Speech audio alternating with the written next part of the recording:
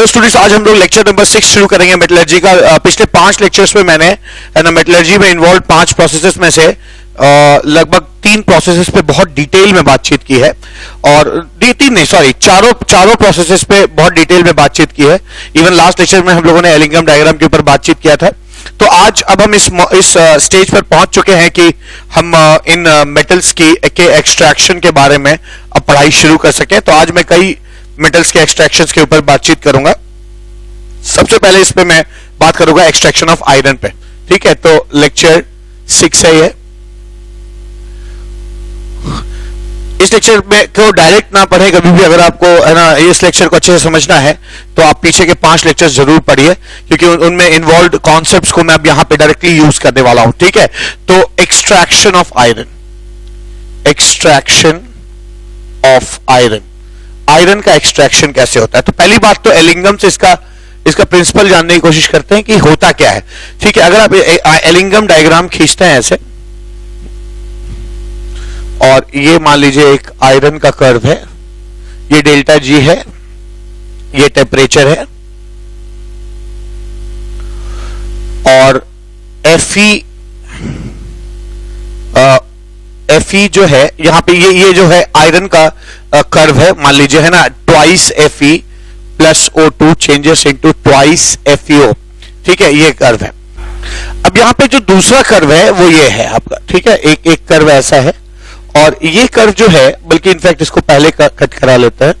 ठीक है, तो एक कर्व जो है आपका ऐसे आ जाएगा ये।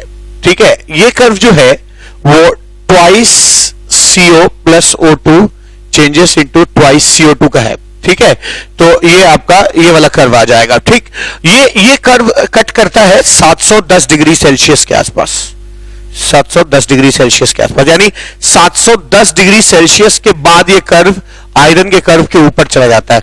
तो इस बात का ध्यान रखना है कि आयरन को आपको पता है ना, एलिंगम डायग्राम मैंने कल मतलब पिछले लेक्चर में ये बताया था कि FeO जो है, जो भी ऊपर का ऑक्साइड है, उसको नीचे का जो भी चीज एलिमेंट हो, कंपाउंड हो, वो रिड्यूस कर सकता है। तो FeO को CO 710 डिग्री तक ही रिड्यूस कर सकता है। अब यहां पर एक और कर्व है, मैं जानबूझ के उसको अलग रंग से ड्रॉ कर रहा हूं, रेड रंग से। ये एक कर्व ऐसे है, ये कर्व जो है वो लगभग 800 डिग्री सेल्सियस पे कट करता है। This cuts at 800 degree Celsius.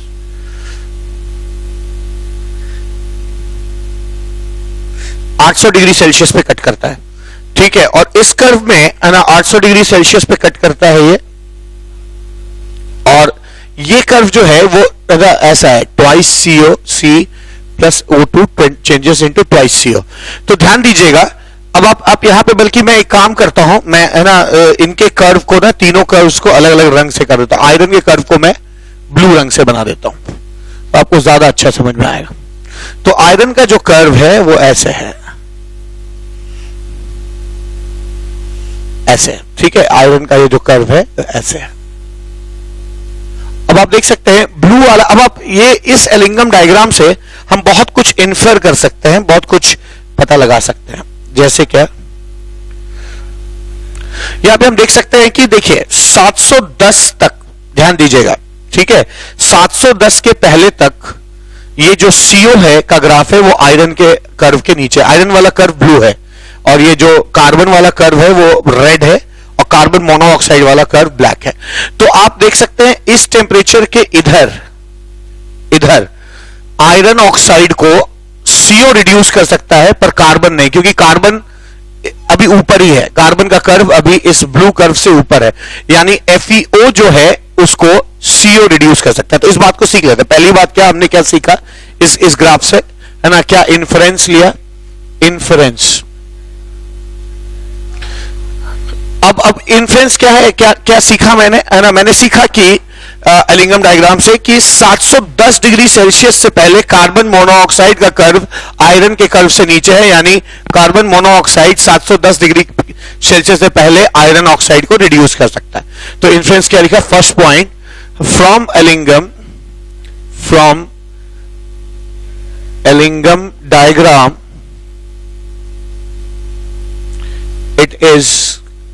it is clear that carbon monoxide can reduce iron oxide below 710 degree Celsius. ठीक है, 710 डिग्री सेल्सियस के पहले उसको रिड्यूस कर सकता है। ठीक है ना, ऐसा इसलिए because it's curve is below, है ना, FeO कर्व, है ना, एलिंगम डायग्राम में इसका कर्व उसके नीचे है, तो ये इसका रीजन है। ये एलिंगम डायग्राम में जो नीचे होता है वो ऊपर वाले ऑक्साइड को रिड्यूस कर सकता है। और आप देखेंगे 800 डिग्री सेल्सियस के बाद, ये ध्यान दीजिए, यहां पे आयरन का कर्व हमारा मेन कर्व है, ध्यान दीजिएगा, इसी कर्व के बातचीत हो रही है।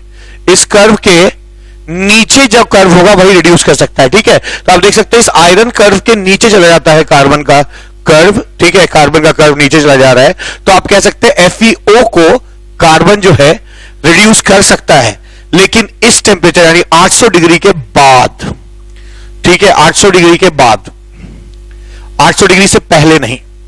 और 710 और 800 के बीच में आयरन का कर्व दोनों कर्व से नीचे है, यानी इस टेम्परेचर में कोई रिडक्शन, इस रेंज में कोई रिडक्शन नहीं कर सकता आयरन का, ना कार्बन मोनोऑक्साइड। इसके पहले कार्बन मोनोऑक्साइड का कर्व नीचे है, इसलिए ये रिडक्टेंट हो जाएगा, और इसके बाद कार्बन का कर्व नीचे चला जाता है इसके, तो इसके बाद कार्बन जो है रिडक्टेंट का काम कर सकता है। तो दूसरी बात जो हमने एलिंगम डायग्राम में सीखी कि from Ellingham diagram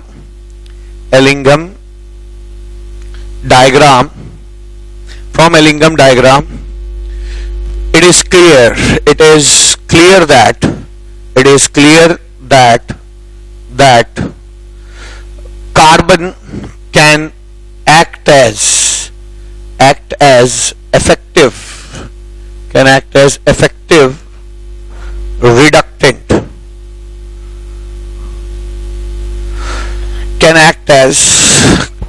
reductant, only after 800 degree Celsius. ठीक है, 800 डिग्री सेल्सियस के बाद। और 710 और 800 के बीच में ना कार्बन और ना कार्बन मोनोऑक्साइड कोई भी आयरन को रिड्यूस नहीं कर सकता, क्योंकि दोनों ग्राफ से ये ग्राफ थोड़ा सा नीचे चला जाएगा। अब होता क्या है, ठीक है, ये आ गया इन्फ्लुएंस। अब होता क्या है, अब मुझे आयरन को अगर रिड्यूस करना है तो मुझे कुछ ऐसा करना होगा कि हाई टेम्परेचर पर कार्बन मिले आयरन ऑक्साइड को, आयरन के ओर को, और लो टेम्परेचर पे कार्बन मोनोऑक्साइड मिले।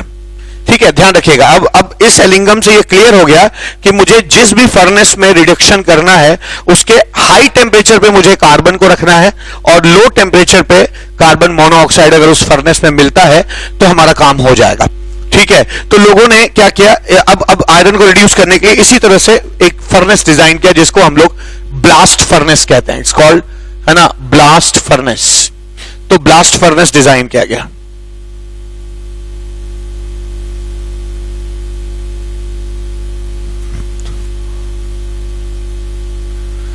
ब्लास्ट फर्नेस डिजाइन किया गया। ब्लास्ट फर्नेस क्या होता है?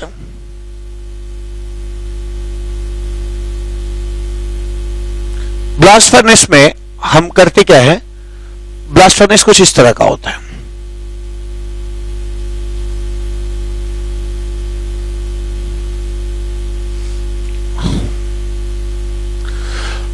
अब ये जो ब्लास्ट फर्नेस है इसमें करते क्या है, ऊपर से हम जो है यहां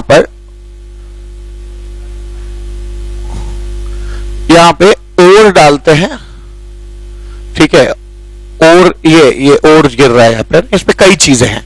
यहां ओर है प्लस लाइमस्टोन मतलब कैल्शियम कार्बोनेट है, और साथ साथ कोक मीन्स कोयला, जला हुआ कोयला, यानी बेसिकली कार्बन है। ठीक है, कार्बन यहां पे है। और भी आपका हेमेटाइट हो जाता है, Fe2O3 हो जाएगा, और कोई भी और हो जाएगा आयरन का। अब इसमें क्या होता है, और यहां पर ना हम एयर का ब्लास्ट देते हैं। ठीक है, ये जो है ब्लास्ट ऑफ एयर। ठीक है, इस साइड भी ब्लास्ट ऑफ एयर। हवा जो है, गर्म हवा इसके अंदर, इस फर्नेस के अंदर डाली जाती है। ठीक है ना, गर्म हवा डालते हैं। और जो जो एयर जो है ना, जो जो हम इसके अंदर डालते हैं, उस गर्म हवा से इसका टेम्परेचर जो है वो राइज करना शुरू करता है। इसके बाद कुछ इस तरह का इंतजाम होता है, ध्यान दीजिएगा। ये इसमें कई टेम्परेचर जो है वो रेंज है इसमें, है ना, आपको चीजें जो है इसमें कई कई टेम्परेचर के जोन्स हो जाते हैं। नीचे से हवा इसलिए दी गई है, ऊपर से भी दे सकते थे, पर नीचे से हवा इसलिए दी गई है क्योंकि ऊपर से जो ये कोक गिरता है, ये कोक नीचे आएगा तो नीचे कोक को, कार्बन को गर्म जोन मिलेगा। गर्म जोन इसका जो है ना, जो गर्म जोन है वो 2170 केल्विन के रेंज में होता है। ठीक है, तो ये जो कोक ऊपर से गिर रहा है कार्बन, वो धीरे धीरे धीरे धीरे नीचे पहुंचेगा और इस गर्म रेंज में सबसे हॉटेस्ट पार्ट में कार्बन मौजूद रहेगा। यही हमको चाहिए भी, हम चाहते हैं कि सबसे हॉटेस्ट पार्ट में कार्बन हो। ठीक है, तो इसलिए ब्लास्ट फर्नेस में नीचे से हम गर्म करते हैं। हम अगर हवा को ऊपर से देंगे तो ऊपर वाला जोन गर्म हो जाएगा, नीचे वाला ठंडा रह जाएगा। ठीक है, हम चाहते हैं कि कोक जहां आकर सेटल कर रहा है ना, वहीं उसको सबसे ज्यादा गर्मी मिले, क्योंकि हमें जो कोक से रिडक्शन है वो सबसे, कार्बन से रिडक्शन है वो हाई टेम्परेचर पे होता है, लो टेम्परेचर पे है ना कार्बन मोनोऑक्साइड से रिडक्शन होता है। तो यहां पे हो क्या रहा है कि जैसे जैसे तब ये कोक जो है नीचे आता है और सबसे गर्म जोन में उसको है ना कार्बन को सबसे गर्म जोन मिलता है यहां पे। अब इसके ऊपर का रेंज जो है वो 1070 केल्विन का होता है। इसके ऊपर अगर जाएंगे आप तो इसके 2170 के ऊपर का जो रेंज है वो 1570 केल्विन का होता है, फिर 1270 केल्विन और ये 1070 केल्विन के आसपास। 1070 मतलब लगभग 800 डिग्री सेल्सियस। ठीक है, 800 डिग्री सेल्सियस के आसपास यहां होता है। अब होता क्या है, एयर आपने इसके अंदर दिया और रिएक्शंस होते हैं। क्या रिएक्शंस होंगे, ध्यान दीजिएगा। तो कई टेम्परेचर जोन में अलग अलग रिएक्शन होंगे। आपको मालूम है कि जो टेम्परेचर जोन 800 डिग्री से नीचे का होगा उसमें कार्बन मोनोऑक्साइड जो है एक्ट करना शुरू करेगा। तो ये जो कोयला आया है, नीचे गिरा है, ये जो कोयला नीचे गिरा है, ये इतनी गर्म हवा से रिएक्ट करके है ना कार्बन जो है वो कार्बन मोनोऑक्साइड में चेंज करेगा। ठीक है, तो इस गर्म जोन में ऐसा रिएक्शन होता है क्या कि इस जगह पर कार्बन जो है वो कार्बन मोनोऑक्साइड में चेंज करता रहता है। ये कार्बन मोनोऑक्साइड धीरे धीरे धीरे धीरे ऊपर की तरफ बढ़ना शुरू होता है। ठीक है, और जैसे जैसे ऊपर बढ़ता है तो आप जानते हैं ठंडे रेंज में, ठंडे टेम्परेचर में, यानी लगभग जो है ना, जो ठंडा टेम्परेचर है 710 डिग्री सेल्सियस से पहले का टेम्परेचर है, यानी 500 से 800 केल्विन के बीच का जो रेंज है, उसमें क्या रिएक्शंस होते हैं, उसमें इस ठंडे रेंज में देखिए कार्बन जो है वो नीचे आ जाता है और गर्म रेंज में रिएक्ट करता है ऐसे। तो गर्म रेंज में गर्म यहां पे कोयला मिलेगा आपको, कार्बन मिलेगा, लेकिन जो सीओ बना वो बुलबुला बन के ऊपर की तरफ उठता है और इस वाले रेंज में सीओ जो है मौजूद रहता है। और ये सीओ जब हेमेटाइट ओर से मिलता है तो एक अलग ही रिएक्शन शुरू हो जाता है। जैसे क्या Fe2O3, इस रेंज में ये रिएक्शन हो रहा है, ये यहां पे ये रिएक्शन हो रहा है, Fe2O3 प्लस कार्बन मोनोऑक्साइड। ठीक है, changes into Fe3O4 twice plus CO2। ठीक है, ऐसे हो जाता है। तो जो हेमेटाइट ओर है वो Fe3O4 में चेंज कर जाता है और ये जो Fe3O4 है, ठीक है, वो फिर से फर्दर Fe3O4 कार्बन मोनोऑक्साइड से रिएक्ट करता है और ये जो है ना, यहां 4 ऑक्सीजन है, 4 मोल कार्बन मोनोऑक्साइड से रिएक्ट करके आयरन में चेंज कर जाता है और साथ में 4 CO2 बन जाएगा। ठीक है, और कभी कभी ऐसा भी होता है कि ये जो आपका हेमेटाइट ओर है Fe2O3 वो कार्बन मोनोऑक्साइड से रिएक्ट करके FeO बना दे। ठीक है, तो ट्वाइस Fe 2 ऑक्सीजन प्लस है ना CO2। तो ये सारे रिएक्शंस जो है वो 500 से 800 केल्विन के बीच में होते हैं। तो इस टेम्परेचर रेंज में होता क्या है, जो आपने ओर लिया है हेमेटाइट, वो कार्बन मोनोऑक्साइड के से रिएक्ट करके धीरे धीरे या तो आयरन में चेंज हो जाता है या FeO में चेंज हो जाता है। ध्यान दीजिएगा, तो इस अपर रेंज में आपको थोड़ा सा आयरन मिलता है, वो आयरन जो बनता है वो नीचे आता जाता है और सबसे नीचे सेटल हो जाता है। इसको आप लोग जो है पिग आयरन कहते हैं। ठीक है, इट्स कॉल्ड पिग आयरन। और ये पिग आयरन जो है आप यहां से उसको निकाल सकते हैं, इट्स कॉल्ड पिग आयरन। ठीक है, पिग आयरन बन जाएगा। अब जैसे ही तो ऊपर के रेंज में CO मिला, कार्बन मोनोऑक्साइड मिला, उससे रिएक्शन हो गया। लेकिन जब वही और जब नीचे पहुंचता है और हॉटर जोन में पहुंचता है, तब वहां पर उसे कार्बन मोनोऑक्साइड नहीं मिलता, क्योंकि वो तो ऊपर जा चुका है। नीचे फिर गर्म कोयला मिलता है, कार्बन मिलता है। तो आप कह सकते हैं कि जो 900 से 1500 डिग्री सेल्सियस, 900 से 1500 केल्विन का जो रेंज है, ठीक है ना, 900 से 1500 केल्विन का जो रेंज है, अब इस रेंज में ना होता क्या है कि ऑफ कोर्स यहां भी थोड़ा बहुत कार्बन मोनोऑक्साइड मिलेगा आपको, ठीक है, बल्कि बनेगा क्या, ये चीज जो रिएक्शन है वो यही हो रहा होता है। तो एक रिएक्शन ये हो रहा है इस रेंज में, ये वाला रिएक्शन हो रहा है, वो मैंने यहां पे लिख दिया। और क्या होता है, और यही कार्बन मोनोऑक्साइड जो ऊपर से FeO बनके, देखिए ये तो ठंडे रेंज में बना है FeO, यही FeO जब नीचे आता है तो इसी CO के साथ, जो कि इस यहां पे ये रिएक्शन हो गई, कोक ऊपर से नीचे आ रहा है और इस गर्मी में वो कार्बन मोनोऑक्साइड में चेंज कर रहा है एयर को पाकर। कोक है, एयर है, मिलकर CO बना है। ये CO ऊपर से जो ऊपर Fe2O3 था, वो धीरे धीरे FeO में चेंज कर गया। वो FeO नीचे आया, वो FeO इस CO से रिएक्ट करके Fe प्लस CO2 में चेंज कर जाएगा। तो आपको यहां पे भी आयरन मिला। कुछ आयरन आपको ऊपर ही मिल जाता है, कुछ आयरन आपको इस रेंज में भी मिलता है, ठीक है, ठीक है। अब यहां पे एक और बात हो सकती है, आपको जैसा कि मालूम है कि इस गर्म रेंज में, यानी 800 डिग्री सेल्सियस से ऊपर जाने पे कार्बन भी अच्छा रिडक्टेंट के रूप में काम करने लगता है। और तो 800 से ऊपर है ना, 800 से ऊपर यहां कार्बन जो है वो अच्छा रिडक्टेंट है। तो जो ऊपर से FeO आ रहा है, यहां से जो FeO आ रहा है, यही FeO यहां पे कार्बन मोनोऑक्साइड को पाकर भी रिड्यूस कर जाएगा, और यही FeO यहां पर कार्बन जो यहां मौजूद है इस रेंज में, इस हॉटर रेंज में, इस कार्बन को भी पाकर है ना रिएक्ट करके आयरन में चेंज कर जाएगा। समझ में आ रही बात आपको, आयरन में चेंज हो जाएगा। अब ये तो हुआ। इसके बाद जो आयरन का जो ओर है, ठीक है, इसके बाद जो आयरन का ओर है उसमें बहुत सारी गंदगियां होंगी। याद रखिएगा, इस ओर में कई सारे इंप्यूरिटीज होंगी, और खास तौर से सिलिकस इंप्यूरिटी होगी, सिलिकेट होगा, ठीक है। तो होता क्या है, जो आपने यहां पे लाइमस्टोन लिया है वो इस टेम्परेचर पर डिकम्पोज कर जाता है, ठीक है। यहां पे क्या होगा, calcium carbonate decomposes into CaO plus CO2, ठीक है। ये CO2 उड़ जाता है, और ये जो कैल्शियम ऑक्साइड है, ये जितने भी सिलिकेट हैं इससे रिएक्ट करके कैल्शियम सिलिकेट बनाता है, ठीक है, कैल्शियम सिलिकेट बनाता है। और कैल्शियम सिलिकेट जो है वो एक झाग की तरह बनकर, उसको स्लैग कहते हैं, और स्लैग बनाता है। और स्लैग थोड़े हल्के होते हैं, जैसे जैसे ऊपर से ओर गिर रहा है, और में ये सब रिएक्शंस हो रहे हैं, लास्टली आयरन बन रहा है। आयरन जो है वो सरक कर ब्लास्ट फर्नेस के नीचे चला जाता है, और जितना इस रिएक्शन से स्लैग बनता है, जितना कैल्शियम सिलिकेट बनता है, वो सिलिकेट जो है, कैल्शियम सिलिकेट, वो थोड़ा सा झाग जो है हल्का होता है और ऊपर फ्लोट करने लगता है, जिसको आप स्लैग कहते हैं, और यहां पे स्लैग फॉर्मेशन हो जाता है, ठीक है। तो अगर ये पिग आयरन है, this is pig iron,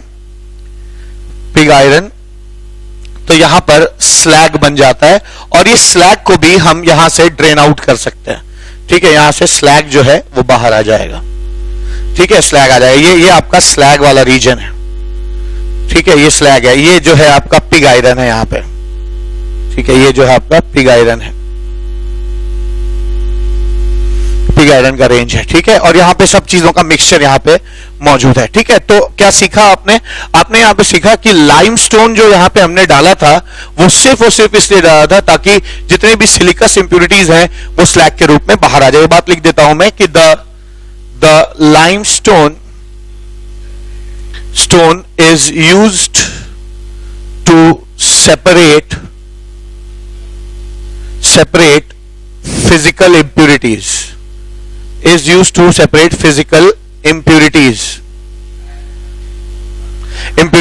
especially silicate impurities, that is SiO2, ठीक है। अब तो ये पूरी मेटलर्जी हो गई इसकी, और यहां से जो पिग आयरन निकलता है, ये पिग आयरन जो है वो बेसिकली ऐसा आयरन होता है जिसमें 4% कार्बन होता है, क्योंकि कार्बन इसमें मिक्स हो जाता है। तो यहां पे जो पिग आयरन निकला है ना, अब इस पिग आयरन को आप समझने की कोशिश करिए। यहां मैं आपको बताने की कोशिश कर रहा हूं, जो सीधा सीधा आयरन निकला है वो पिग आयरन कहलाता है। अब जो पिग आयरन है उसमें बहुत सारी इंप्योरिटीज होती हैं। मैं यहां लिख रहा हूं, पिग आयरन में बहुत सारी इंप्योरिटीज होती हैं, बल्कि मैं इसे भी मिटा देता हूं।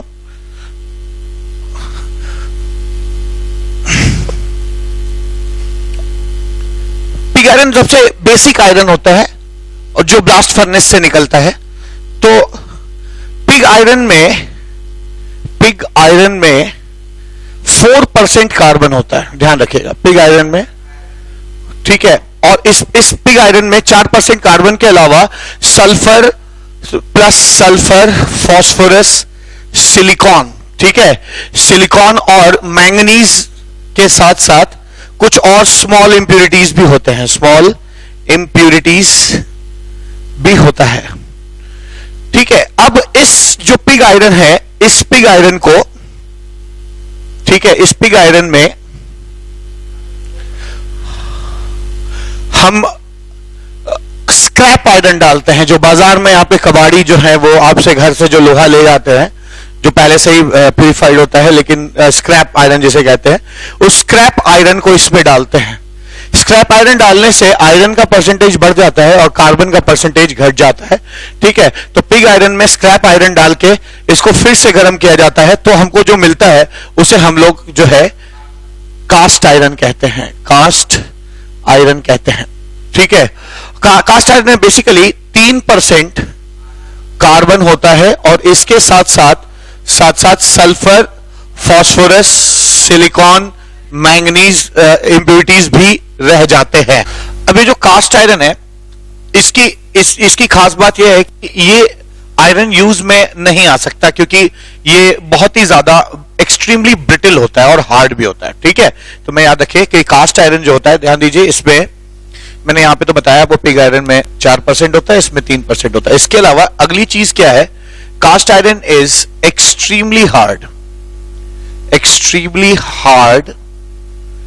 And brittle. ब्रिटल किसे कहते हैं? जो आसानी से टूट जाए। अगर आप बहुत ज्यादा उसमें है ना फोर्स लगाएंगे तो वो चीज टूटने की अगर टेंडेंसी रखती है तो हम उस चीज को ब्रिटल कहते हैं, ठीक है, ब्रिटल कहा जाता है। अब जब ये कास्ट आयरन जो है ये भी हमारा यूजेबल कार्बन नहीं है, सॉरी आयरन नहीं है, तो इसके बाद लोग क्या करते हैं, कास्ट आयरन में को रेवर्बरेटरी फर्नेस में डालते हैं। इस कास्ट आयरन को फिर से गलाते हैं, रेवर्बरेटरी फर्नेस। और फर्नेस जो है इसमें ध्यान रखिएगा, इस रेवर्बरेटरी फर्नेस में जो लाइनिंग होती है, ठीक है ना, लाइनिंग होती है वो आपकी जो है ना हेमेटाइट की लाइनिंग हो जाती है, ठीक है।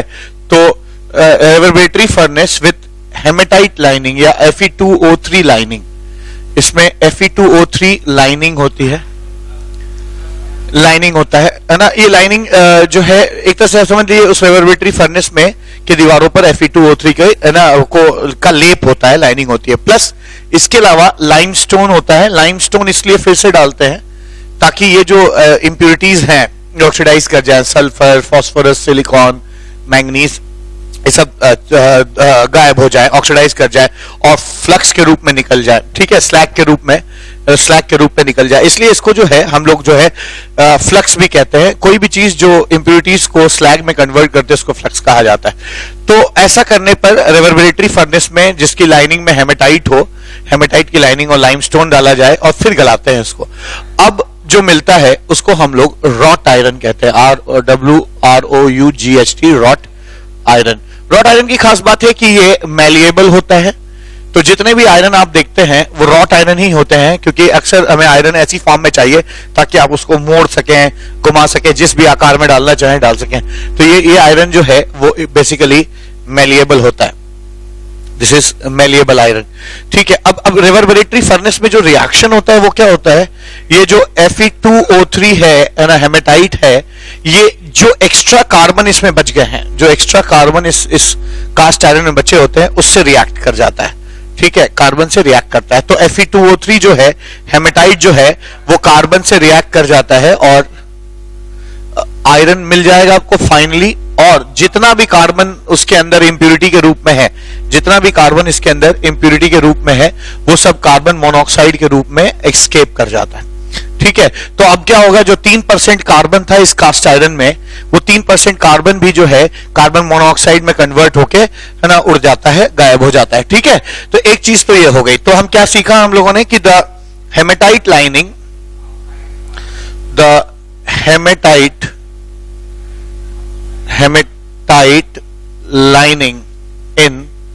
lining in reverberatory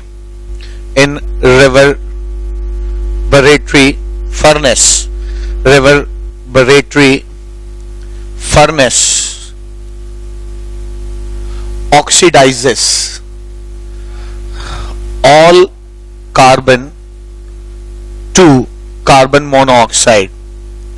ठीक है, ये कार्बन जो all carbon which was present as impurity, ठीक है, जो भी इम्प्यूरिटी के रूप में प्रेजेंट था कार्बन, उनको, है ना, ऑक्सीडाइज कर देता है। इसके अलावा लाइमस्टोन क्या करता है, लाइमस्टोन जो है जितने भी सल्फर, फास्फोरस, सिलिकॉन और मैंगनीज की जो छोटी मोटी इम्प्यूरिटीज है, उनको ऑक्सीडाइज कर देता है। तो दूसरी लास्ट पॉइंट क्या हो जाएगा, लाइमस्टोन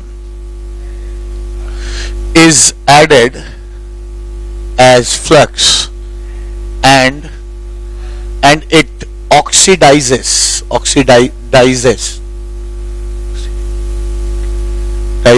sulfur, phosphorus, ठीक है, silicon and manganese, ठीक है, and is removed as slag के रूप में रिमूव हो जाता है। ठीक है, तो यहां पर हम लोगों ने एक्सट्रैक्शन ऑफ आयरन अच्छे से समझ लिया। एक्सट्रैक्शन ऑफ आयरन में हमने बहुत ज्यादा अच्छे से एलिंगम डायग्राम का यूज किया और इसी से ब्लास्ट फर्नेस हमने डिजाइन किया कि ऐसा ब्लास्ट फर्नेस हो जिसके लोअर टेम्परेचर में कार्बन मोनोऑक्साइड और हायर टेम्परेचर में कार्बन मिले। ठीक है, तो हम लोगों ने ऐसा ब्लास्ट फर्नेस अरेंज किया जिसमें, है ना, कोयला जो है नीचे से नीचे जाता है और सबसे ज्यादा हाई टेम्परेचर नीचे होता है। तमाम रिएक्शन से बताए थे मैंने। जो उसमें से आयरन निकलता है उसको पिग आयरन कहते हैं, उसमें स्क्रैप आयरन डालने पर वो कास्ट आयरन में चेंज आता है। कास्ट आयरन में जो भी कार्बन की इंप्यूरिटी है वो हेमेटाइट लाइनिंग की वजह से, है ना, ऑक्सीडाइज करके कार्बन मोनोऑक्साइड में चेंज कर जाता है और आपको कुछ हद तक साफ सुथरा आयरन मिल जाता है। इसके बाद रिफाइनिंग की बात बच जाती है। तो इस स्टेप में जो भी चीज आपको मिलती है वो चीज अभी भी एक स्टेप और आगे जाएगी और स्टेप नंबर 5 में रिफाइनिंग होगी। रिफाइनिंग के बारे में मैं डिटेल में आगे बातचीत करूंगा। तो यहाँ पे हम लोगों ने आयरन का एक्सट्रैक्शन देख लिया। आइए अब कॉपर का एक्सट्रैक्शन देखते हैं। Extraction of copper, extraction of copper. अब कॉपर का एक्सट्रैक्शन, है ना, आयरन के एक्सट्रैक्शन के बाद सेकेंड चीज है कॉपर का एक्सट्रैक्शन। तो मेनली कॉपर जो है वो कई तरह के ओर्स के रूप में पाया जाता है। तो इसके पहली बात क्या है, इसका मेन ओर्स क्या होते हैं, मेन ओर्स होते हैं, ठीक है, Cu2s, ठीक है, Cu2s। Cu2s क्या कहलाता है, कॉपर ग्लैंड्स, ठीक है, कॉपर ग्लैंड्स, या CuFeS2 जिसको कहते हैं कॉपर पाइराइट, कॉपर पाइराइट, ठीक है, या Cu2O, ठीक है, Cu2O जिसको आप कहते हैं कॉपर क्यूप्राइट, सॉरी क्यूप्राइट, ठीक है, क्यूप्राइट कहा जाता है। और इसके अलावा और भी ओर्स एग्जिस्ट करते हैं, जैसे मेलाकाइट एग्जिस्ट करता है ना, CuOH,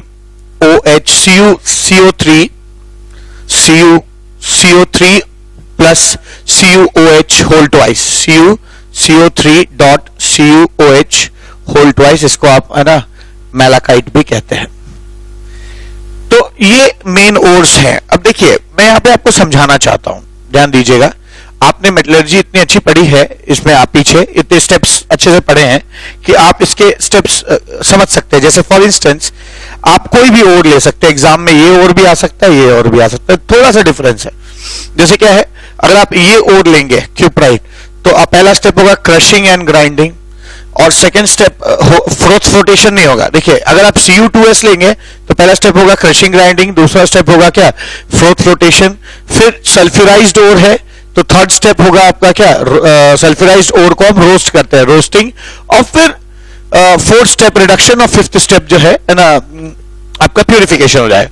जबकि अगर ऑक्साइड ओर लेंगे तो स्टेप्स बदल जाएंगे, पहला क्रशिंग एंड ग्राइंडिंग, और उसके बाद आप नेक्स्ट स्टेप जो करेंगे वो हाइड्रोलिक वॉशिंग करेंगे, क्योंकि ऑक्साइड ओर है ना, तो ऑक्साइड ओर में फ्लोटेशन नहीं होता है, और ना ही इसमें मैग्नेटिक ओर भी नहीं है कि या इसकी इंप्योरिटी मैग्नेटिक नहीं है कि आप मैग्नेटिक बेनिफिकेशन करेंगे। तो Cu2O होगा, तो फिर क्रशिंग एंड ग्राइंडिंग के बाद आप हाइड्रोलिक वॉशिंग करेंगे। हाइड्रोलिक वॉशिंग के बाद आप जानते हैं ऑक्सीडाइज्ड ओर है, इसलिए इसके रोस्टिंग नहीं होगी, क्या होगा, कैल्सिनेशन हो जाएगा, कैल्सिनेशन, और फिर वही रिडक्शन और फिर रिफाइनिंग। तो ध्यान दीजिएगा, अगर इसको लेंगे तो स्टेप्स होंगे crushing and grinding, flotation, roasting, और लास्टली जो है रिडक्शन और फिर रिफाइनिंग। जबकि इसमें अगर इसको लेंगे आप जिसमें सल्फर नहीं है, या इसको लेंगे जिसमें सल्फर नहीं है, जो सल्फर वाले उनका स्टेप्स मैंने पहले बता दिया, फिर से बता रहा हूं, जो सल्फर कंटेनिंग है उनका स्टेप्स हो जाएगा, पहला क्रशिंग एंड ग्राइंडिंग, दूसरा फ्लोटेशन, तीसरा रोस्टिंग, चौथा रिडक्शन, और पांचवा जो है रिफाइनिंग। जबकि अगर ऑक्सीडाइज्ड ओर होंगे तो पहला स्टेप होगा क्रशिंग एंड ग्राइंडिंग, दूसरा स्टेप होगा हाइड्रोलिक वॉशिंग, तीसरा स्टेप होगा आपका कैल्सिनेशन, चौथा स्टेप होगा रिडक्शन, और पांचवा स्टेप होगा रिफाइनिंग। तो ध्यान रखिए, आप किसी भी ओर को लेकर चल सकते हैं, ठीक है। कौन सा ओर लेके चलेंगे ये बात की बात है। पहले कॉपर के का जो एक्सट्रैक्शन है इसके प्रिंसिपल्स को भी समझा जाए।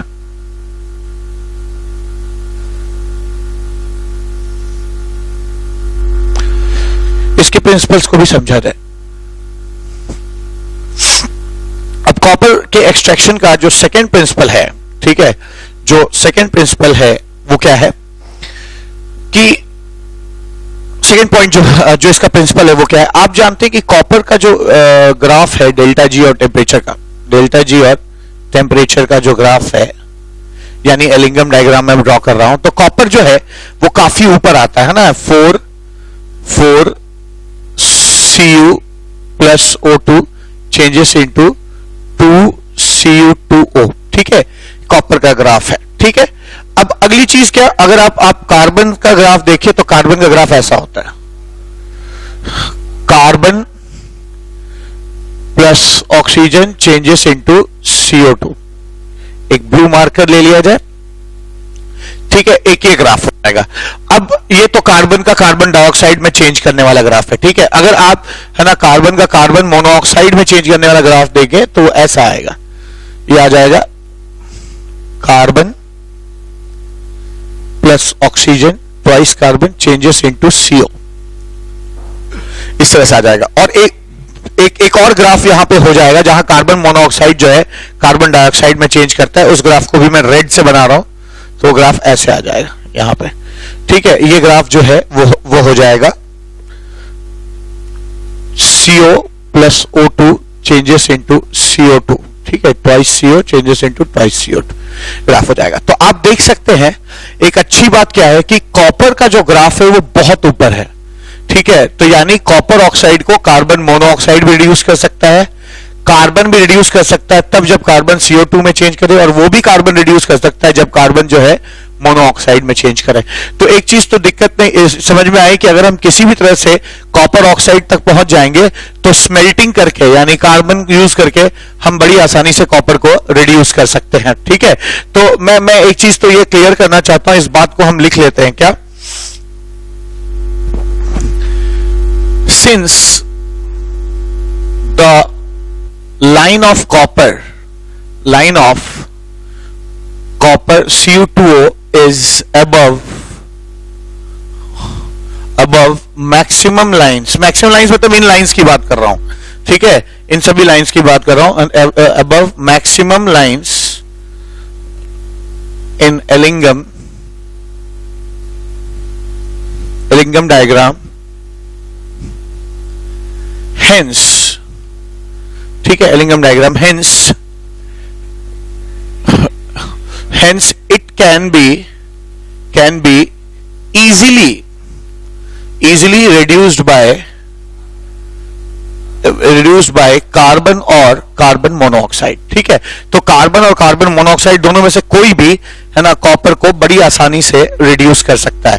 ये बात तो हमने सीख ली यहां पर। ठीक है, अब आइए एक एग्जांपल लेके इसको और अच्छे से समझने की कोशिश करते हैं। चलिए मैं थोड़ा टफ वाला एग्जांपल लेता हूं। ठीक है, कॉपर सल्फाइड लेते हैं, कॉपर ग्लांस लेते हैं, यानी कॉपर सल्फाइड और लेते हैं और समझने की कोशिश करते हैं कि इसका एक्सट्रैक्शन कैसा होगा। तो पहली चीज इफ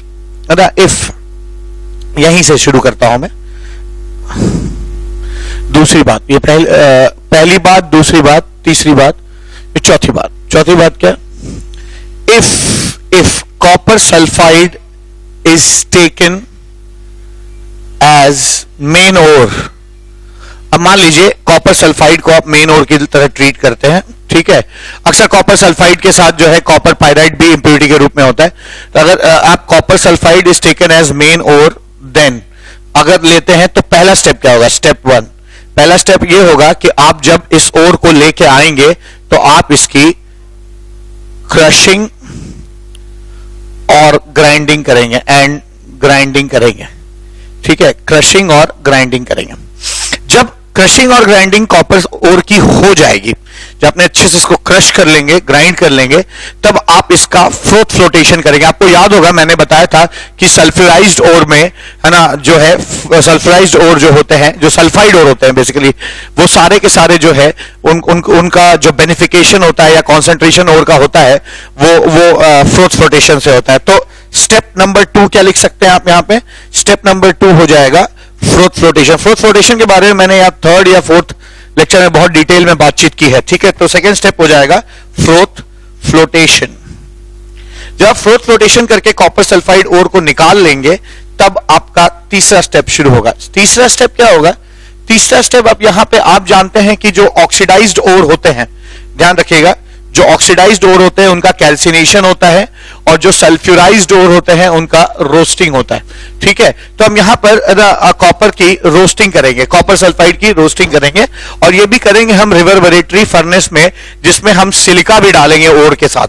सिलिका क्यों डालेंगे इसके बारे में आगे बताऊंगा। और इस बात का याद रखिएगा, ध्यान रखिएगा कि जो कॉपर ग्लांस है Cu2S है, ये ओर के साथ अक्सर कॉपर पाइराइट यानी CuFeS2 भी इंप्योरिटी के रूप में होता है। बल्कि CuFeS2 को आप ऐसे देख सकते हैं कि CuFeS2 में है ना कॉपर सल्फाइड भी है और आयरन सल्फाइड भी है, CuS भी है, CuS भी है और FeS भी है, ऐसे भी समझ सकते हैं। तो सारा का सारा कॉपर सल्फाइड के रूप में मौजूद नहीं होता है, कुछ कॉपर सल्फाइड आयरन सल्फाइड के साथ मिक्स्ड होते हैं जिनको कॉपर पाइराइड कहते हैं। ये भी इंप्योरिटी के रूप में मिलेगा। कॉपर पाइराइड के बारे में मैंने पहले ही बता दिया था आपको कि कॉपर पाइराइड जो है ना वो ओर की तरह नहीं काम कर सकता, बल्कि इसको ये एक इंप्योरिटी इसको आप मानेंगे।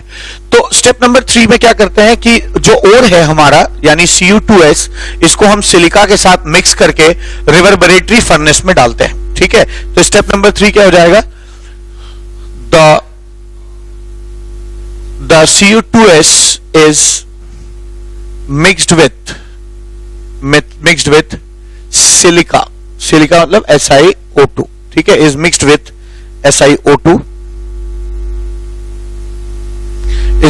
SiO2 and is heated in reverberatory furnace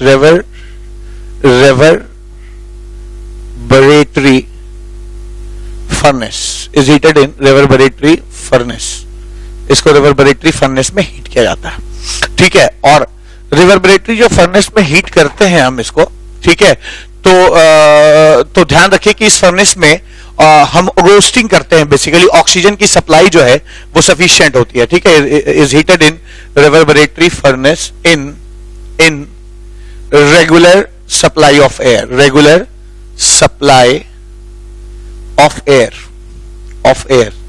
that is roasting is done। तो हम इसमें रोस्टिंग करते हैं। ठीक है, इसमें कई बार कार्बन भी यहीं से डाल देते हैं, स्मेल्टिंग भी करने की कोशिश होती है लास्ट में जब रोस्टिंग। देखिए रोस्टिंग का मेन पर्पस क्या है कि जो आपका सल्फाइड ओर है वो ऑक्साइड ओर में चेंज हो जाए, क्योंकि आप जानते हैं कि ऑक्साइड ओर जो होता है वो बड़ी आसानी से रिड्यूस हो सकता है, चाहे कार्बन मोनोऑक्साइड से चाहे कार्बन से, ठीक है। तो हम अक्सर है कि कॉपर सल्फाइड को किसी तरह से कॉपर ऑक्साइड में हम क्या कर दें, चेंज कर दें। SiO2 का क्या काम है, सिलिका क्यों डाला गया, मैं आपको बताऊंगा। तो जैसे ही आप इस रोस्टिंग शुरू करते हैं, क्या रिएक्शंस होंगे, ये जो कॉपर है Cu2s, ये ऑक्सीजन के साथ कंबाइन करके ऑक्साइड में चेंज हो जाएगा, Cu2O प्लस SO2, ठीक है। आप इसको बैलेंस कर सकते हैं, 2SO2 3O2, ठीक है, ऐसे बैलेंस कर सकते हैं, ठीक है। अब इसके साथ होता क्या है कि चूंकि कॉपर पायराइड भी मौजूद है इसमें इंप्योरिटी के रूप में, ठीक है, तो ये भी ऑक्सीजन से कंबाइन करने लगेगा, CuFeS2 plus O2 changes into Cu2s plus FeS plus SO2, ठीक है। अब इसको बैलेंस कर लेते हैं, 2 कॉपर 2 आयरन, ठीक है, तो यहां पे 4 सल्फर भी हो गया, ठीक है, और ऑक्सीजन कितना हो जाएगा 2, तो ये O2 ही रहेगा, ठीक है। तो ये रिएक्शन बैलेंस्ड है। अब होगा क्या, ये जो रेवर्बरेटरी फर्नेस में जो कॉपर ग्लैंस है वो तो ऑक्साइड में चेंज हो गया, हमारा पर्पस पूरा हो गया, लेकिन जो कॉपर पायराइट है वो Cu2s और FeS में डिसोसिएट कर गया। अब होगा क्या, ये जो Cu2s है ये फर्दर यही रिएक्शन करेगा, क्या करेगा, ये जो कॉपर पायराइट का Cu2s है ये भी ऑक्सीजन के साथ कंबाइन करके कॉपर ऑक्साइड बना देगा। तो हमें बड़े आराम से कॉपर ऑक्साइड मिल रहा है, और साथ साथ FeS में FeS जो है ये भी आपका ऑक्सीजन से रिएक्ट करने की टेंडेंसी रखेगा, और जो इतना भी FeS है वो सारा का सारा FeO में चेंज कर जाएगा, तो ये हो जाएगा FeO प्लस SO2। आप इसको बैलेंस कर लीजिए, 3/2 2 हो जाएगा, यहाँ पे 2Fe 2FeO और ये जो है ना ट्वाइस O2, ठीक है। तो आप समझ सकते हैं कि यहां पर आपने जो भी कॉपर ग्लांस लिया था वो सारा का सारा ऑक्साइड में चेंज कर गया, चाहे वो खुद ऑक्साइड में चेंज कर गया हो या कॉपर पायराइड जो है वो 2 चीजों में डिसोसिएट किया और वो चीजें जो है कॉपर ऑक्साइड में चेंज हुई। तो मेनली आपको इस स्टेप में रिवर्बरेटरी फर्नेस में कॉपर ऑक्साइड मिलता है, ठीक है। आप ध्यान दीजिए कि रिवर्बरेटरी फर्नेस कुछ इस तरह का हो जाएगा, इसका डायग्राम समझिएगा आप।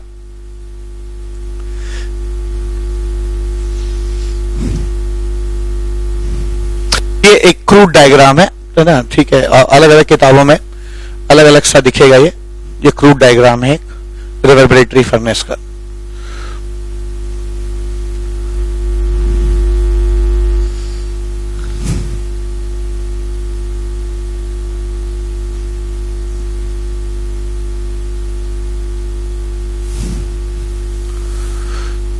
ये जगह जो है गैसेस का एग्जॉस्ट है ना, exhaust for gases, exhaust for gases, gases का एग्जॉस्ट है। और यहां पर आप जो है ओर डालते हैं, ये फर्नेस है, दिस इज फर्नेस, ये आपका फर्नेस हो जाएगा, ठीक है। तो ध्यान दीजिएगा, ये आपका फर्नेस है, ये एग्जॉस्ट की जगह है, इस जगह से गैसेस एग्जॉस्ट करती हैं, और यहां पर आप जो है ना ओर डालते हैं, ये ओर जो है यहां से डाला जाता है। ओर में यहां सिलिका मिक्स है, आप चाहे तो उसमें थोड़ा सा कार्बन भी मिक्स कर सकते हैं, ठीक है, और छोड़ भी सकते हैं। तो यहाँ पे जो है इसमें ओर जो है कॉपर ग्लांस है Cu2s, ऑफ कोर्स उसमें CuFeS2 भी होगा, और साथ में थोड़ा सा आपने सिलिका मिलाया हुआ है, ठीक है, सिलिका मिलाया हुआ। और ये यहाँ पर ये जो सारे रिएक्शंस मैंने यहाँ जो लिखे हैं वो सब यही होते हैं ब्लास्ट फर्नेस में, रिवर्बरेटरी फर्नेस में। फर्नेस को हम लोग रिवर्बरेटरी फर्नेस कहते हैं, ठीक है, फर्नेस कहते हैं।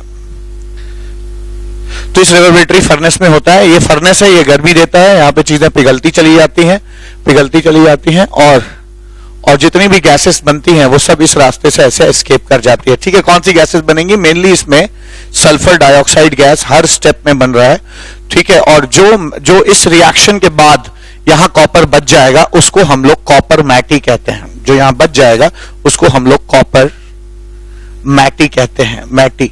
कॉपर मैटी में जो है आप देख सकते हैं मेनली Cu2O होता है, थोड़ा बहुत Cu2s भी बच जाता है, और थोड़ा बहुत FeS भी बच जाता है, ठीक है। तो copper matte mainly consist of mainly जो है इसके अंदर mainly it has Cu2O plus Cu2s, ठीक है। लेकिन आप याद रखिए कि इसमें थोड़ा बहुत ना FeS या FeO जो है वो इंप्योरिटी के रूप में आ जाता है, ठीक है, इंप्योरिटी के रूप में मौजूद रहता है। अब ये जो इंप्योरिटी के रूप में FeO है ये भी गायब हो सकता है। कैसे, है ना, कैसे गायब होता है? ये जो आपने सिलिका यहां पे लिया है, ये सिलिका जो है वो क्या करेगा, सिलिका जो है वो FeO से कंबाइन करके आयरन सिलिकेट बना देगा और आयरन सिलिकेट बिल्कुल झाग जैसा बन जाएगा। ये आपका स्लैग होगा और स्लैग जो है सेपरेट आउट कर सकते हैं आप, यहां से स्लैग को निकाल सकते हैं, यहां से स्लैग बाहर किया जा सकता है, ठीक है। तो याद रखिए कि जो आपने यहां पे सिलिका डाला था वो इसीलिए डाला था ताकि यहां पे जो आयरन ऑक्साइड बनता है वो आयरन ऑक्साइड भी सिलिका से कंबाइन करके स्लैग फॉर्म में अलग हो जाए। तो यहां इस फर्नेस में मेनली आपको कॉपर मैटी मिलता है। कॉपर मैटी क्या होता है? कॉपर मैटी एक्चुअली मेनली तो Cu2O होता है जो यहां पे बना, आप देख सकते हैं यहां भी Cu2O बना, यहां भी Cu2 बना, लेकिन कितना भी एफिशिएंटली एक रिएक्शन होगा थोड़ा बहुत Cu2s रह जाएगा। ये नहीं रह जाता क्योंकि ये मेनली जो है FeO में कन्वर्ट करता है और FeO जो है वो स्लैग आउट कर जाता है, बाहर चला जाता है, ठीक है। तो मेनली कॉपर मैटी जिसे कहते हैं, सारा कॉपर या तो Cu2O मेनली Cu2O में चेंज करता है और थोड़ा बहुत जो है Cu2s में चेंज कर जाता है, ठीक है। तो मैं इस बात को यहां पे लिखना चाहता हूं, क्या मैं लिखना चाहता हूं कि इस पॉइंट को यहां लिख रहा हूं कि जितना भी आयरन है वो स्लैग ऑफ कर जाता है, स्लैग ऑफ कर जाएगा सिलिका के साथ कंबाइन करके। तो लिख सकता हूं मैं कि द आयरन ऑक्साइड, इसी चीज को यहां इसके बाद यहां लिख रहा हूं, the FeO in reverberatory furnace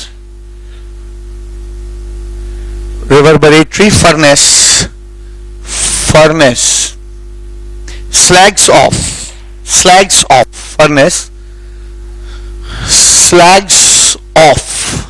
as iron silicate, ठीक है। इसका रिएक्शन मैंने यहां पे आपको बताया, ठीक है, आयरन सिलिकेट के रूप में स्लैग ऑफ कर जाता है, ठीक है।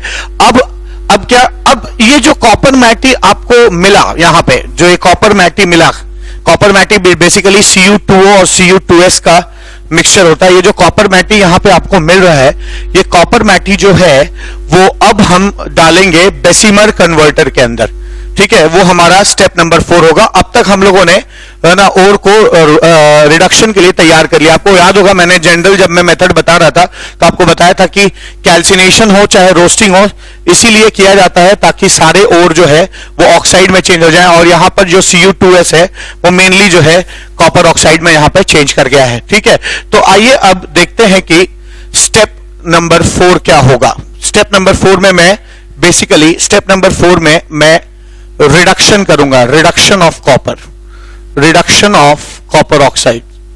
अब स्टेप नंबर 4 में मैं कॉपर ऑक्साइड को रिड्यूस करके कॉपर बनाने की कोशिश करूंगा। तो कॉपर ऑक्साइड को रिड्यूस करने के लिए यहां पर आप क्या करते हैं कि इस कॉपर ऑक्साइड या जो कॉपर मैटी है, कॉपर ऑक्साइड कहना ठीक नहीं है, रिडक्शन ऑफ कॉपर मैटी कहना चाहिए। तो यहां पर जो कॉपर मैटी है, ये जो Cu2O है और Cu2s है, इसके मिक्सचर को आप कॉपर मैटी कहते हैं। और ये जो कॉपर मैटी है इसमें हम सिलिका यानी बालू, सैंड मिला के बेसिमर कन्वर्टर में डालते हैं और हीट करते हैं, ठीक है। मैं ये स्टेप 4 को थोड़ा ऊपर लिख रहा हूं, ये आपने लिख लिया होगा कि FeO जो है वो स्लैग ऑफ कर जाता है, तो इसको मैं मिटा रहा हूं यहां पे ताकि हम बेसिमर कन्वर्टर बना सके, डायग्राम बना सके। तो यहां पर मेनली होगा क्या, स्टेप नंबर 4, स्टेप नंबर 4 होगा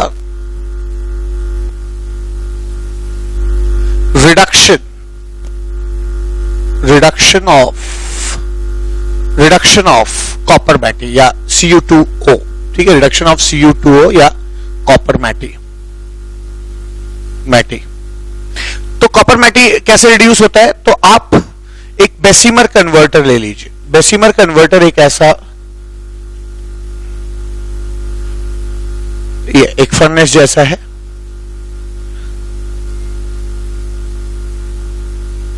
ऐसा है, ठीक है। और इसमें आप हॉट एयर भेजिए, ठीक है, हॉट एयर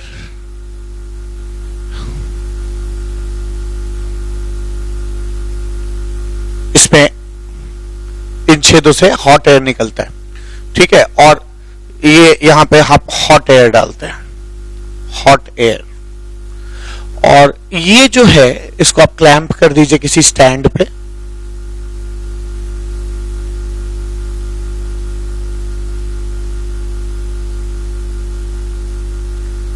आपने इसे क्लैंप कर दिया ऐसे।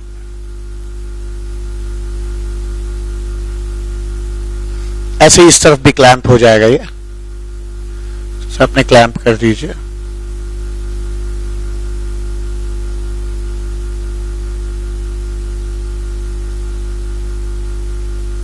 आपने इसे क्लैंप कर दिया।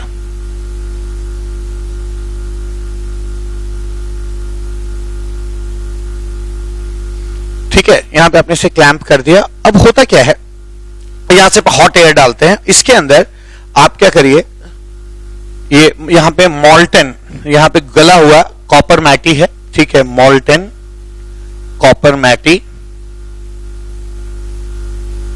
प्लस सैंड, ठीक है, इसमें बालू भी आप मिला देते हैं, ठीक है। तो कॉपर मैटी जो है मॉल्टन स्टेट में डाल के और मॉल्टन करके कॉपर मैटी को या गला के और उसमें सैंड डालकर इसको डाल देते हैं, ठीक है।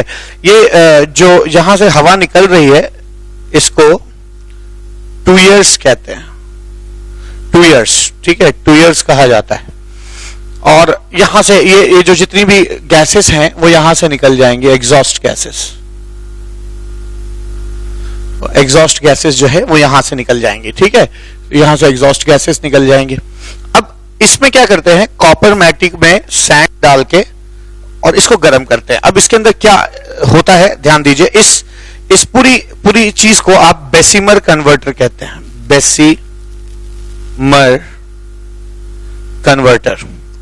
और बेसिकली इसमें हम कॉपर को रिड्यूस करने जा रहे हैं, तो कॉपर का रिडक्शन होता है, इसमें कॉपर का रिडक्शन होगा। कैसे होता है, क्या रिएक्शंस होते हैं समझा जाए।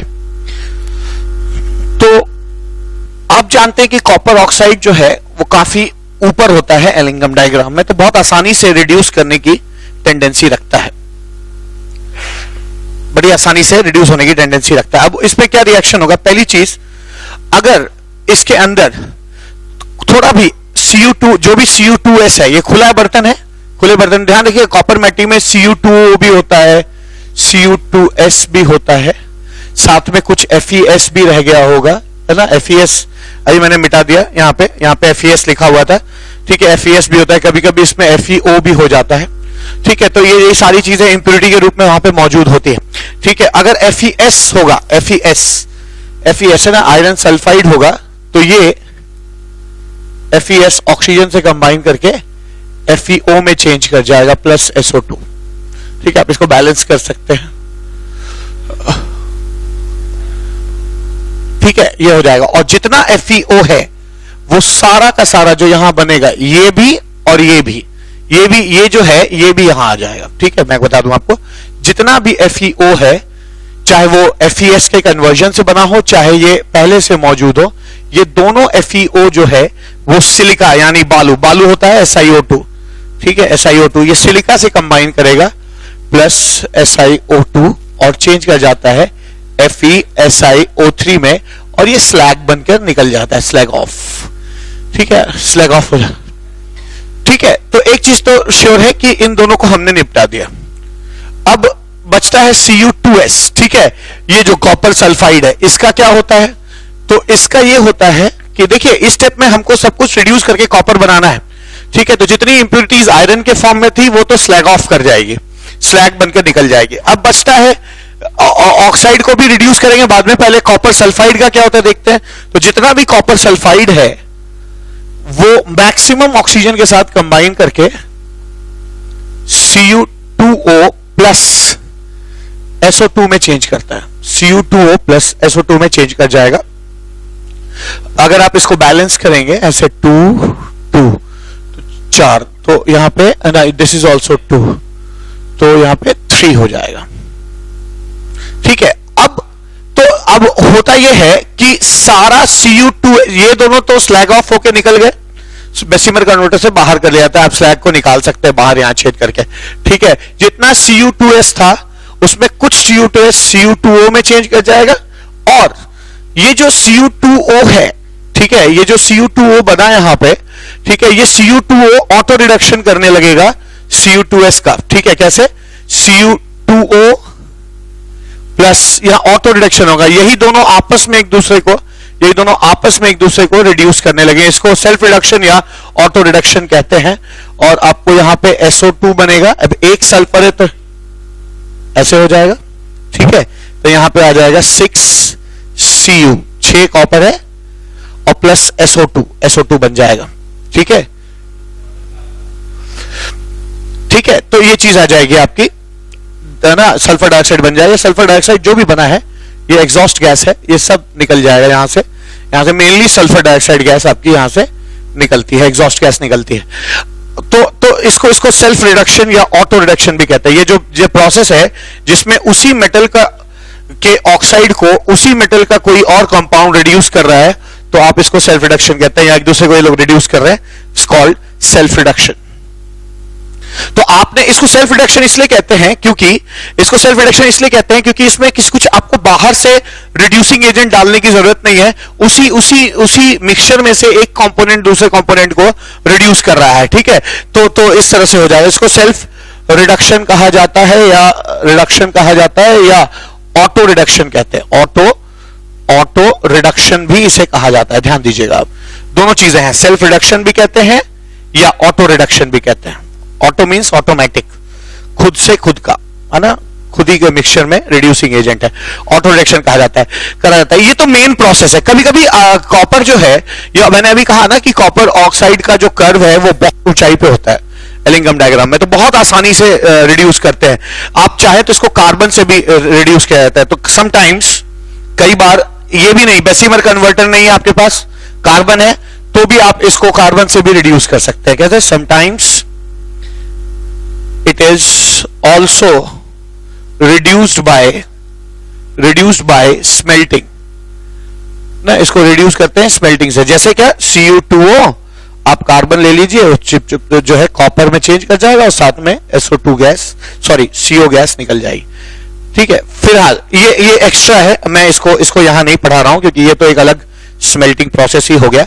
ऐसे भी रिडक्शन होता है, पर इसकी क्या जरूरत है, क्यों हम कार्बन में पैसा खर्च करें जब बिना किसी रिड्यूसिंग एजेंट के ही चीजें रिड्यूस कर जा रही हैं, कोई रिडक्टेंट की जरूरत ही नहीं है, ऑटोमेटिकली आपस में ही रिड्यूस कर जाते हैं। तो कॉपर जो है एक पहला एग्जांपल है सेल्फ रिडक्शन का, जहां पे, है ना, खुद वही चीज खुद को रिड्यूस कर दिया। आप ध्यान दीजिएगा, जो कॉपर मैटी बना था यहाँ पे Cu2O था, Cu2S था और साथ में कुछ FeO और FeS की इंप्योरिटीज थी, सारी FeS जो है FeO में चेंज हो गया, FeO पहले से जो था और जो FeS के कन्वर्शन से बना वो स्लैग ऑफ कर जाएगा, Cu2S जो थोड़ा बहुत होगा Cu2O में चेंज कर जाएगा और बाकी ये आपस में ही सेल्फ रिडक्शन करके कॉपर बनाना शुरू कर देंगे। अब एक बात मुझे और बतानी है, क्या, जैसे ही जो बेसिमर कन्वर्टर है इसमें जब कॉपर बनता है, अभी आपको प्योर कॉपर मिलना शुरू हो जाएगा क्योंकि देखिए सिर्फ कॉपर ही बचा है, बाकी ये स्लैग ऑफ कर जाएगा, ऊपर हल्का होता है स्लैग, ऊपर तैरता रहता है, उसको आप निकाल दीजिए, छान के आपने अलग कर दिया, ये स्लैग ऑफ कर जाएगा।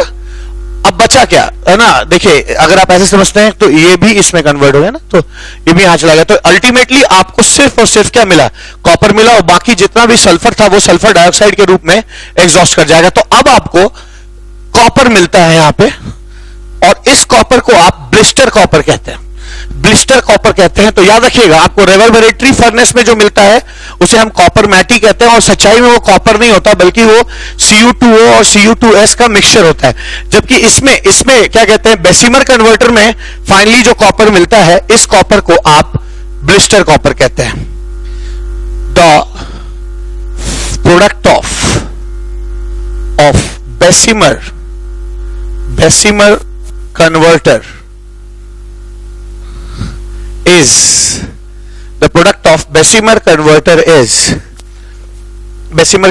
is called blister copper, blister मतलब क्या, जिसमें कोई भी चीज को हम कहेंगे कि इसमें ब्लिस्टर है, जिसमें छोटे छोटे छेद होंगे, और एक्चुअली जब इसमें कॉपर उबल रहा होगा और आपने स्लैग हटा लिया, उबल रहा, तो इसमें से धीरे धीरे सल्फर डाइऑक्साइड निकल रहे होंगे, और उनके निकलने से के बाद जब कॉपर ठंडा होगा तो उसमें छोटे आपको छेद दिखाई पड़ेंगे, है ना, छेद दिखाई पड़ेंगे और ब्लिस्टर की तरह दिखाई पड़ेगा, लगता है कि छाला पड़ा हुआ है, ठीक है। तो इसलिए छोटे छोटे छेद की वजह से इस कॉपर को हम ब्लिस्टर कॉपर कहते हैं। तो product of Bessemer converter is called blister copper. ये फाइनल कॉपर नहीं है, क्योंकि आपको मालूम है इसके बाद फिर कॉपर की हमको रिफाइनिंग करनी पड़ेगी, जो कि स्टेप नंबर 5 है। स्टेप नंबर 5 में लास्ट लेक्चर में एक साथ पढ़ाऊंगा, सभी मेटल्स की जो रिफाइनिंग है वो एक साथ करेंगे। तो ये हम लोगों ने कॉपर का भी की मेटलर्जी देख ली। आइए अब लेड की मेटलर्जी देखते हैं। एक्सट्रैक्शन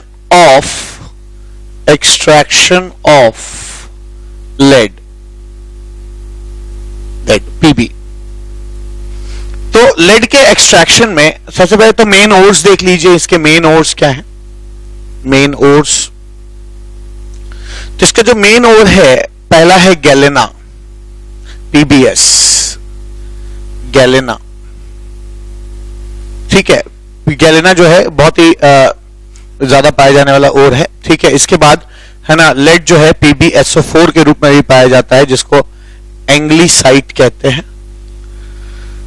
और ये लेड कार्बोनेट के रूप में भी पाया जाता है, जिसको सेरियोसाइट भी कहते हैं, ठीक है। तो आप देख सकते हैं ये दोनों ऑक्सीडाइज्ड ओर है, ये सल्फ्यूराइज्ड ओर है। देखिए फिर बता दो, दोनों में बस एक स्टेप का अंतर, step number 3।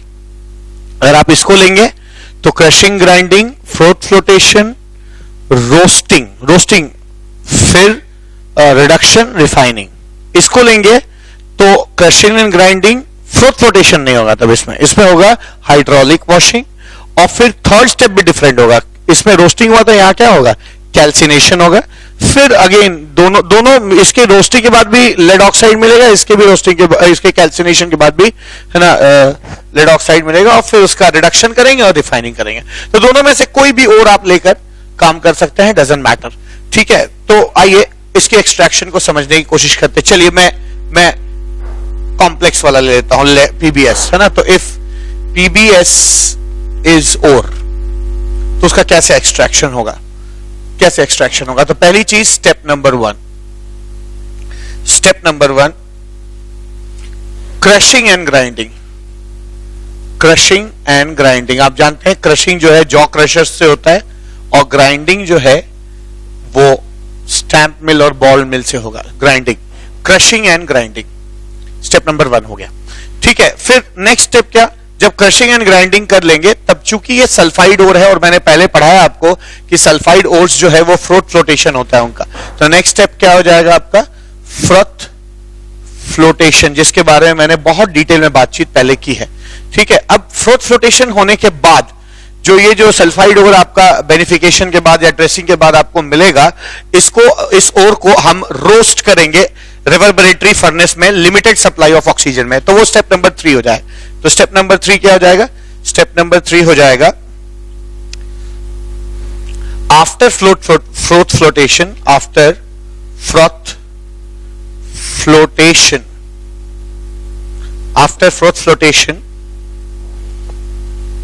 PbS is, galena is roasted in limited supply of air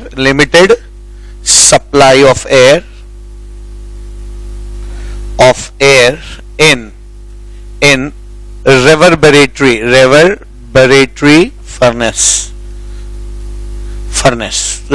furnace में इसको हीट करते हैं।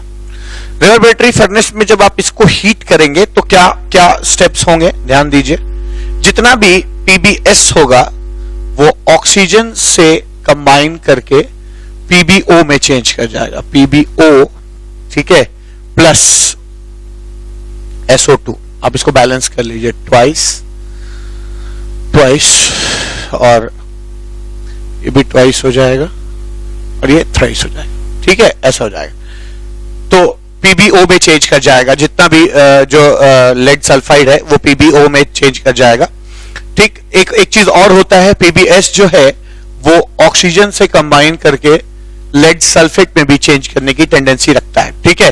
PBS plus O2, twice O2 कर दीजिए, ये PbSO4 में भी चेंज करता है। तो आप इस स्टेप नंबर 3 जहां पे मैं रिवर्बरेटरी फर्नेस में लिमिटेड ऑक्सीजन की सप्लाई में जो इसको रोस्ट कर रहा हूं, हीट कर रहा हूं, हमें 2 प्रोडक्ट मिलते हैं, PbO और PbSO4, ठीक है। अब जैसे ही आप इसको रोस्ट करते हैं, पूरा रोस्ट नहीं करना है, थोड़ा बहुत रोस्ट हुआ, आधा रोस्ट हुआ, उसके बाद आप क्या करिए, इसके ऑक्सीजन की सप्लाई काट दीजिए और इसको और गर्म करना शुरू करिए और थोड़ा सा इसमें लाइमस्टोन डाल दीजिए। ठीक है, लाइमस्टोन इसलिए ताकि आगे आपको पता चलेगा कि जो सिलिका इंप्योरिटीज, जो बालू होगा इस गैलेना में, या देखिए गैलेना ओर में है ना, अक्सर SiO2 is found as impurity, इसमें इंप्योरिटी के रूप में SiO2 होता है, सिलिका होता है। तो आप करेंगे क्या, यहां पे जैसे ही ये दोनों जो है रिवर्बरेटरी फर्नेस में आप इसको हीट करेंगे और PBS या तो PBO में चेंज हो जाएगा या PBSO4 में चेंज हो जाएगा, है ना। अब आप इसका ऑक्सीजन सप्लाई काट के इसमें लाइमस्टोन डाल दीजिए और इसको और गर्म करना शुरू करिए ताकि ये मेल्ट करना शुरू हो। तब हमारा रिडक्शन प्रोसेस शुरू हो जाएगा, जो कि ऑफ कोर्स सेल्फ रिडक्शन है, और वो स्टेप नंबर 4 शुरू हो जाएगा। ठीक है, तो मैं यहां पे लिख रहा हूं कि after some time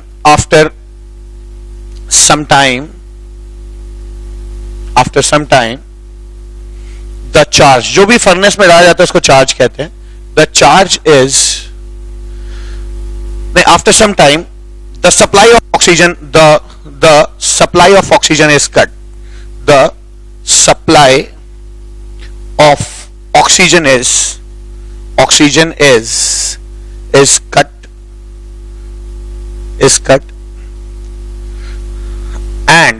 is cut and the charge means जो फर्नेस में जाता है, the charge is mixed with limestone is mixed with limestone। ठीक है, तो लाइमस्टोन के साथ मिक्स किया जाता है और इसको जो है ना, अगर और हीट किया जाता है ताकि ये मेल्ट कर जाए, limestone and further heated to melt the charge. ठीक है, तो अब ऐसा जब आप कर रहे हैं तो बेसिकली आप उसी रिवर्बरेटरी फर्नेस में, देखिए कॉपर के एक्सट्रैक्शन में रोस्टिंग जो हुआ था वो रिवर्बरेटरी फर्नेस में हुआ था और जो रिडक्शन था वो बेसिमर कन्वर्टर में हुआ था, पर यहां पे ऐसा नहीं है। यहां पे उसी रिवर्बरेटरी फर्नेस में आप जब तक ऑक्सीजन के सप्लाई के साथ हीट कर रहे हैं, है ना, लिमिटेड सप्लाई ऑफ ऑक्सीजन के साथ हीट कर रहे हैं, वो स्टेप नंबर तब तक वो 3 रहेगा, स्टेप नंबर 3 रहेगा। और जैसे ही आप ऑक्सीजन की सप्लाई काट के उसमें लाइमस्टोन यानी चूना डाल के उसको और गर्म करके उस चार्ज को मेल्ट करते हैं, स्टेप नंबर 4 शुरू हो जाता है। ठीक है, तो याद रखिए स्टेप नंबर क्या हो जाएगा, अब यहां पे इसके बाद स्टेप नंबर 4 शुरू हो जाएगा।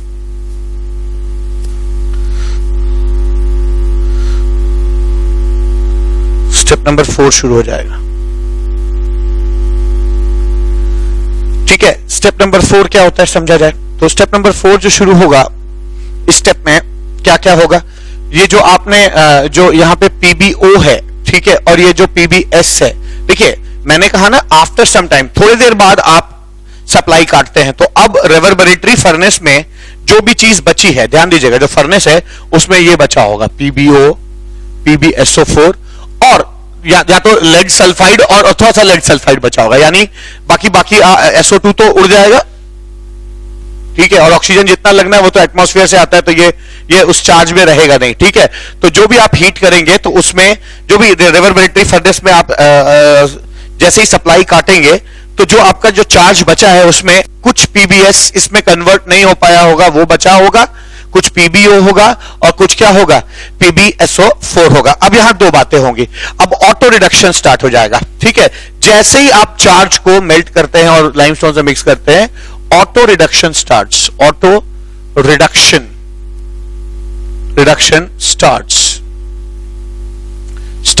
Taking place. क्या हो जाएगा ऑटो रिडक्शन में, जितना भी PBS है वो अब खुद के बनाए उसी चार्ज में जो मौजूद PBO है उससे रिएक्ट करना शुरू करेगा और दोनों एक दूसरे को रिड्यूस कर देंगे। दोनों जो है ना, ऐसा रिएक्शन होगा कि लेड रिड्यूस हो जाएगा दोनों केस में। क्या आ जाएगा, 3Pb + SO2 हो जाएगा। ठीक है, ये चीज उड़ जाएगी और आपको प्योर मेटल मिल जाएगा। तो आप जान लीजिए कि ये स्टेप नंबर 4 जो है वो रिडक्शन का स्टेप है, और रिडक्शन के स्टेप में हम क्या करते हैं, जो भी ऑक्साइड होता है उसको हम लोग फाइनली लेड में कन्वर्ट कर लेते हैं। ठीक है, अगर ये बच जाता है PbSO4 बच जाता है, तो वो भी PbO यानी PbSO4 जो है वो भी PbO के साथ रिएक्ट करके,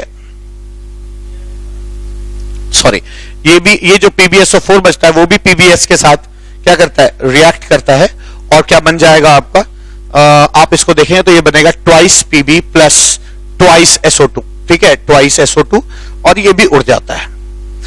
तो मैं यहां पे साफ देख सकता हूं कि मुझे हर हालत में यहां पर लेड मिल जा रहा है। ठीक है, यहां पे लेड मिल जा रहा है। यहां जो लेड मिला वो स्टेप नंबर 4 में जो लेड मिला उस लेड को आप स्टेप नंबर 5 में रिफाइन कर लीजिए, आपको प्योर लेड मिल जाएगा। तो यही इसकी मेटलर्जी। अब अगली बात यह है कि लाइमस्टोन क्यों डाला गया।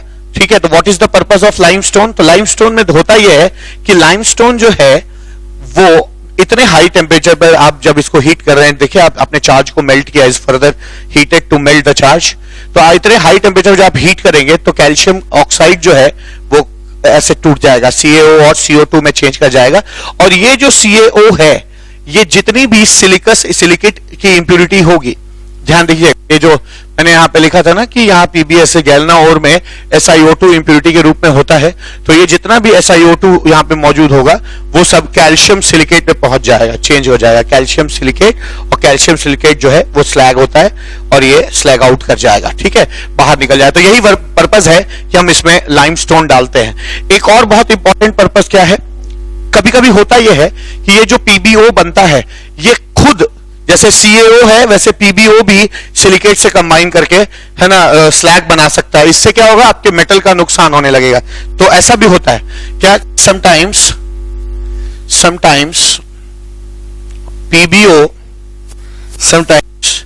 PbO reacts with SiO to form slag as shown below। कैसा, PbO plus SiO2 changes into PbSiO3। ठीक है, तो ये बड़ी टेंशन हो गई, आप लेड को ही एक्सट्रैक्ट कर रहे हैं और वही स्लैग बनकर बाहर जाने को तैयार है। तो ऐसे केस में भी ये जो CaO है यहाँ पे जो बना है ये बड़ा काम आता है। ये CaO ना सिर्फ ना सिलिकेट की एफिनिटी कैल्शियम के टुवर्ड्स ज्यादा होती है लेड के रिस्पेक्ट में, तो ये CaO क्या करता है, ये जो लेड सिलिकेट है उस रिएक्ट करके और PbO और CaSiO3 में चेंज कर जाता है और ये फिर स्लैग ऑफ कर जाता है। ये चीज फिर से स्लैग ऑफ कर जाएगी, स्लैग बनकर निकल जाएगी ये चीज। ठीक है, और फिर जो है आपका यहां जो लेड बना, तो जो लेड आपका गलती से स्लैग में कन्वर्ट हो गया था वो वापस जहां से आया था वहीं पहुंच जाएगा। समझ में आ रही बात आपको। ठीक है, तो जो लेड ऑक्साइड गलती से सिलिकेट या इंप्यूरिटी से कंबाइन करके सिलिकेट बन गया था, वो उसको भी कैल्शियम ऑक्साइड जो है डिस्प्लेस कर देगा और खुद स्लैग के रूप में अलग हो जाएगा और लेड ऑक्साइड फिर से रिएक्शन के लिए अवेलेबल हो जाएगा। तो ध्यान रखिएगा, लाइमस्टोन का दो पर्पस है। एक, लाइमस्टोन जो है वो जितनी भी सिलिकेट इंप्यूरिटीज है उसको रिमूव कर देता है, और दूसरा, अगर कहीं लेड का, है ना, लेड जो है स्लैग बना रहा है तो उसको भी वो जो है क्या कर देता है, डिस्प्लेस करके वापस लेड ऑक्साइड में कन्वर्ट कर देता है। इस बात को मैं लिख देता हूं कि calcium carbonate acts as flux and